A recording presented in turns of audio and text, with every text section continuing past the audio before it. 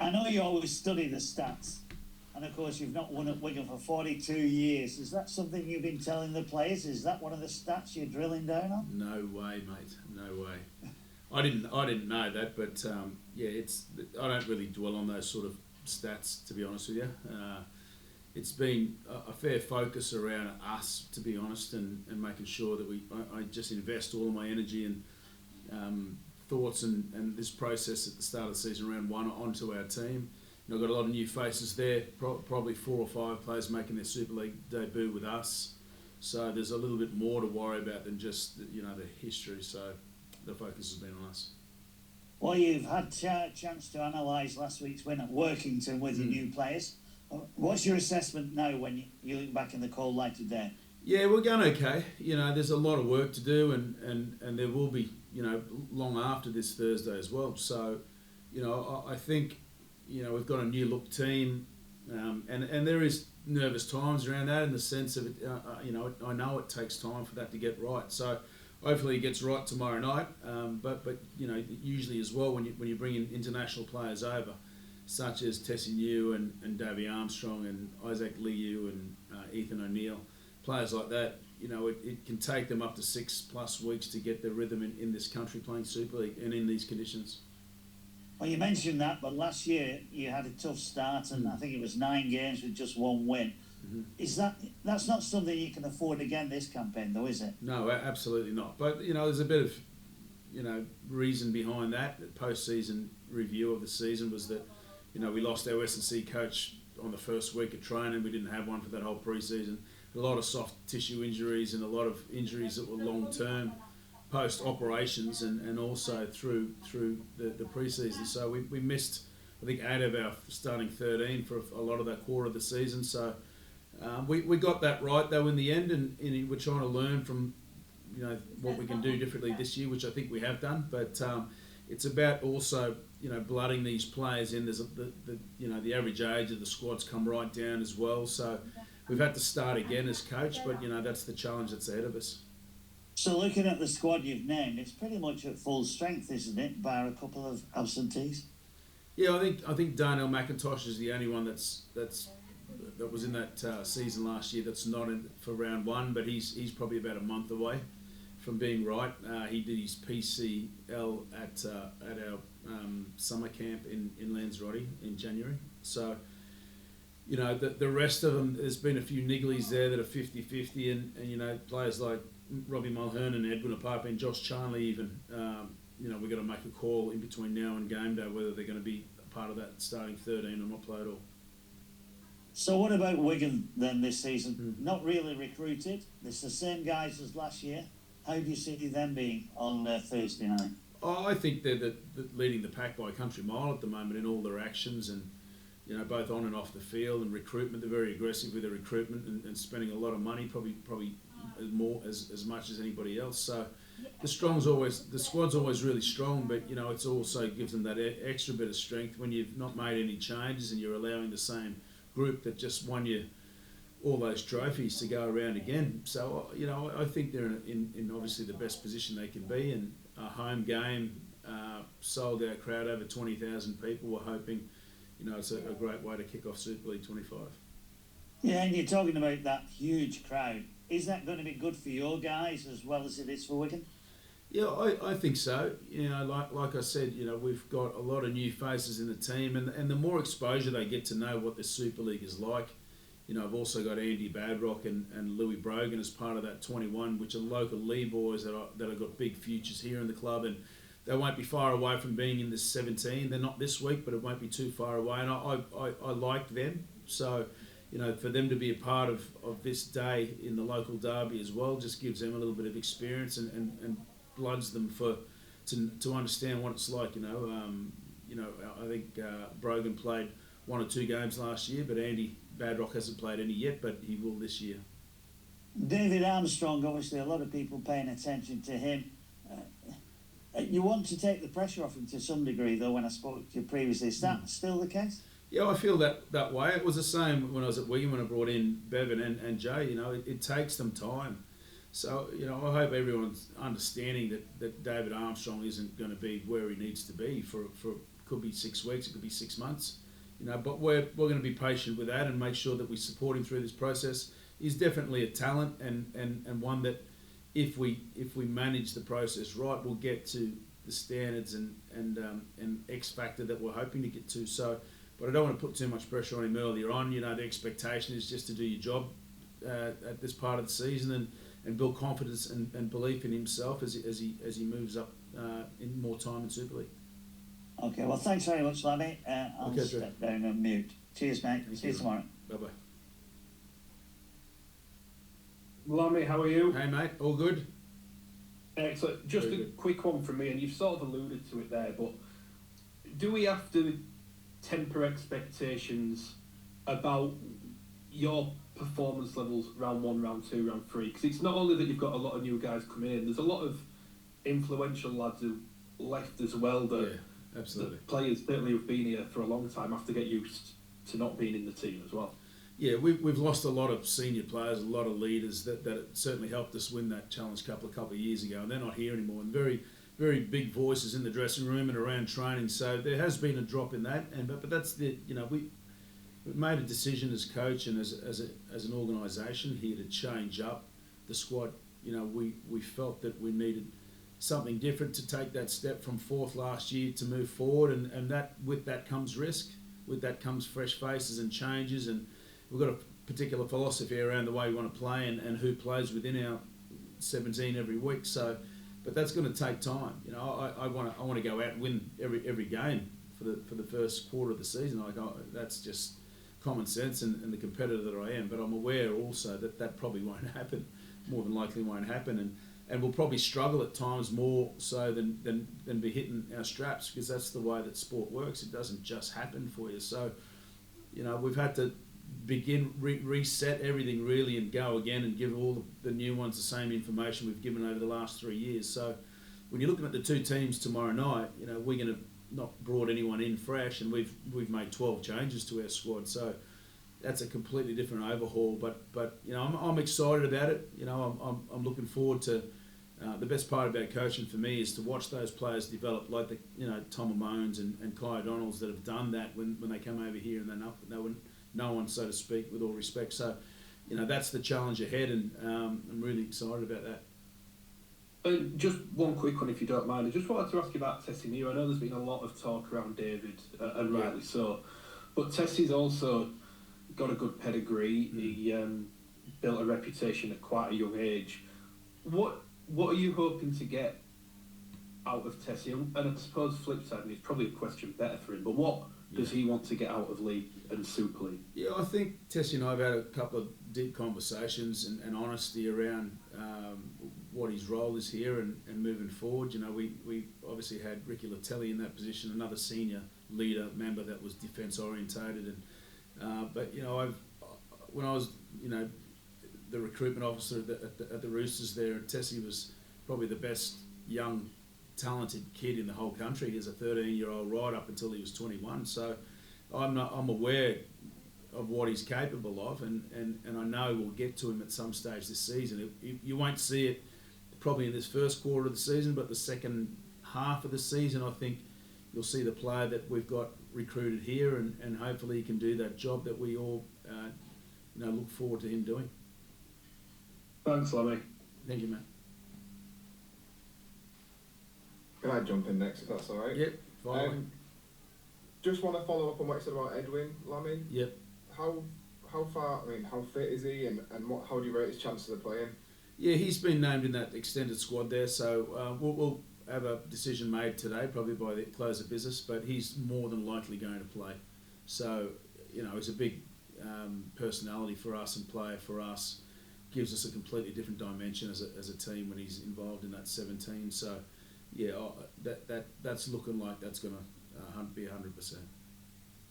And how impressed have you been with Alec so far coming in? Obviously, he's never played first grade before now, but how impressed have you been? Yeah, I think Alec is very, very similar to Tom Amone when Tom Amone arrived here in 2022.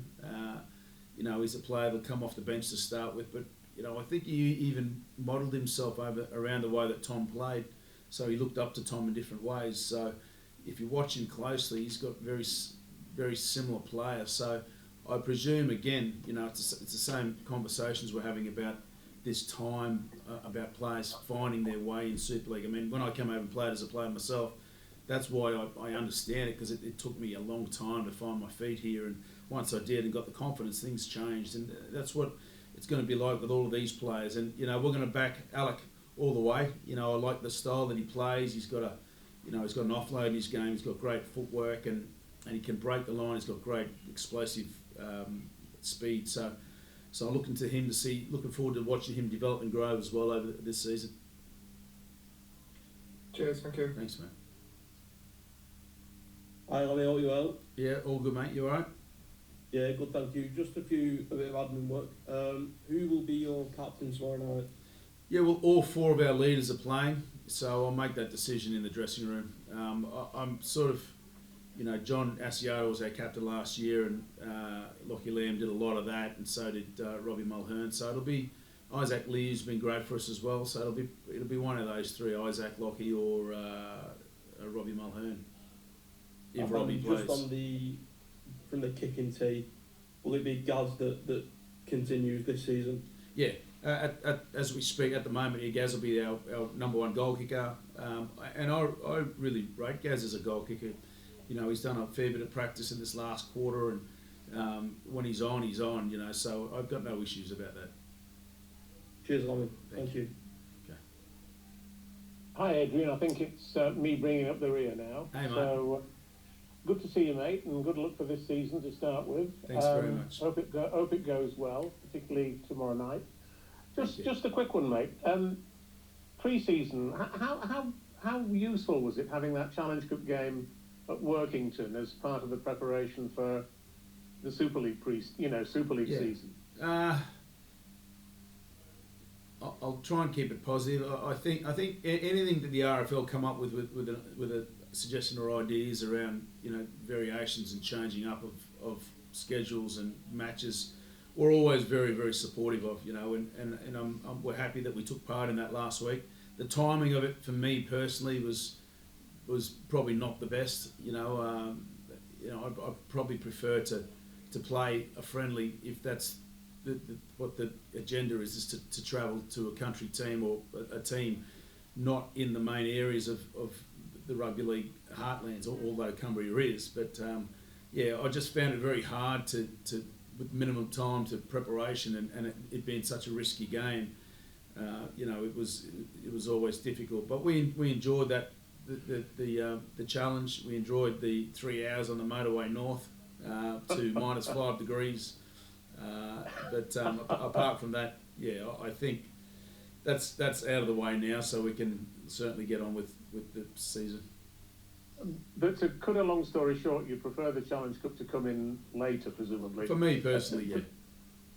Yeah. Is the Challenge Cup a major part of your objectives this year? I mean, you won it 2 years ago.